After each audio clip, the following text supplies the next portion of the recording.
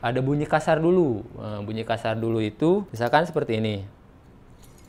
Nah, kedengaran kan bunyinya? Tuh. Servis AC rusak ya ke dokter mobil. Juta mobil jadi dokter mobil. Buset deh. Bensin boros ya ke Pasti dokter beres. mobil. Dana di mobilnya kagak pakai labil. Oke, developer, ketemu lagi sama saya Ade AC ya di channelnya YouTube Dokter Mobil. Kali ini saya akan menjelaskan gejala awal AC mobil itu rusak. Itu ada beberapa faktor untuk menyebabkan AC kurang dingin atau nggak normal. Oke, yang pertama itu terdengar suara kasar. Nah, suara kasar itu bisa kita ketahui pada saat kita pertama hidupin AC mobil itu pada saat posisi on atau di angka 1 terdengar suara kasar seperti itu. Begitu kita open, dia hilang sama sekali. Nah, untuk bunyi seperti itu dia biasanya dari kompresornya, karena kan seperti ini ya. Begitu kita hidupin, si kompresor ini muter. Nah, si kompresor ini muter. Begitu kita open, si kompresornya ini gak nyala. Dalam artian ini gak muter. Nah, di sini ini ada beberapa space ring-ring atau klep-klep yang bisa menyebabkan untuk bunyi. Di sini seperti ada gundu atau metalnya, di sini ada klepnya, itu berpengaruh ke suara kasarnya. Kenapa bisa menyebabkan bunyi untuk di kompresornya? Pertama, dari kurangnya oli komponen oli kompresornya. Kalau misalkan oli pelumasnya itu berkurang, otomatis si pelumasan di kompresornya ini dia akan terhambat atau tidak melumasi semuanya, mulai dari pistonnya, klepnya, ataupun asnya atau gundunya sendiri gitu. Nah, selain dari kurangnya oli, memang faktor usia pun nggak bisa dihindari ya. Faktor usia komponen kompresornya udah mulai bergesekan, intinya seperti itu. Nah, untuk di dokter mobil sendiri setiap per 1 tahun sekali kita saranin untuk ganti oli kompresornya. Jadi biar pelumasannya itu terus sempurna. Jadi suara kasar seperti itu untuk begitu kita hidupin ada bunyi kasar, begitu kita matiin enggak. Nah, ini dari sini dari kompresornya sendiri.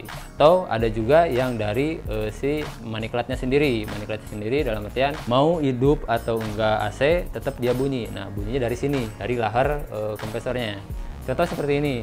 Nah, ini contoh puli yang kompresornya ini, puli centerpiece-nya ini sudah mulai rusak. Nah, seperti ini, udah kelihatan kebukanya gundu-gundunya.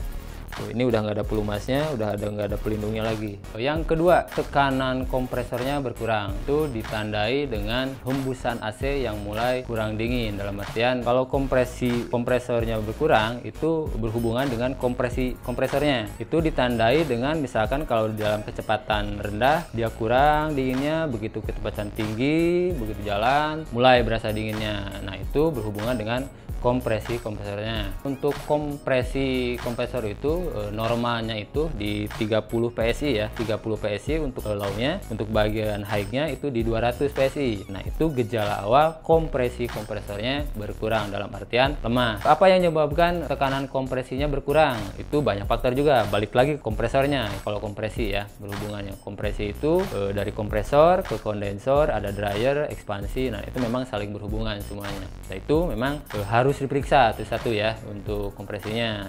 Atau misalkan ada yang mampet, jadi dia kompresinya tuh di bawah 0. Nah, itu berarti ada yang mampet, bisa jadi dryernya atau ekspansinya sendiri, seperti itu. Nanti untuk dokter mobil sendiri bisa ketahuan ya penyakit keluhan seperti itu bisa kita tangani. Yang ketiga, freonnya, tekanan freonnya berkurang. Kalau tekanan freon berkurang, itu berarti ada kebocoran ya. Seperti kita ketahui untuk AC mobil sendiri ada banyak komponen ya, ada evaporator, ada kondensor, ada selang, ada kompresornya sendiri. Nah, itu bisa untuk menyebabkan ada kebocoran di daerah situ. Nah, untuk kebocoran sendiri bisa ditandai dengan tekanan itu dia berkurang. Misalkan harusnya 30 dia jadi 20 atau malah 15. Misalkan seperti ini untuk evaporatornya. Kalau misalkan keadaan evaporatornya seperti ini udah keropos karena ini tidak rajin perawatan, bisa menyebabkan untuk bocor sendiri. Nah, untuk keadaan evaporator seperti ini itu tidak bisa untuk kita repair gitu, karena kalaupun kita repair misalkan dilas atau ditambal atau gitu, itu nggak bakalan bertahan lama. Sebenarnya banyak untuk faktor kebocoran ya, bisa misalkan dari selangnya sendiri seperti ini. Selang ini bisa bocor dalam keadaan tekanan kompresornya itu udah melebihi tekanan high-nya, itu udah over ya. Misalkan untuk kondensornya misalkan mampet, nah di sini bisa jadi terjadi kebocoran. Atau misalkan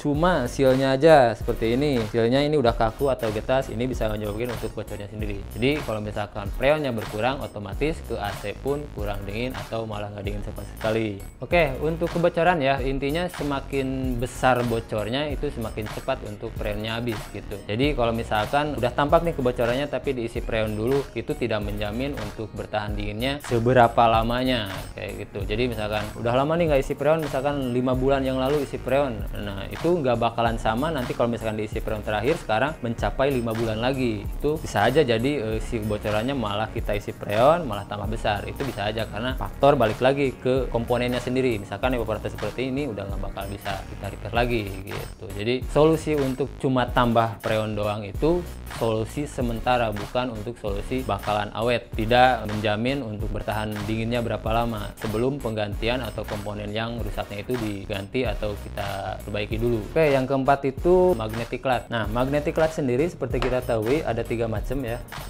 seperti ini.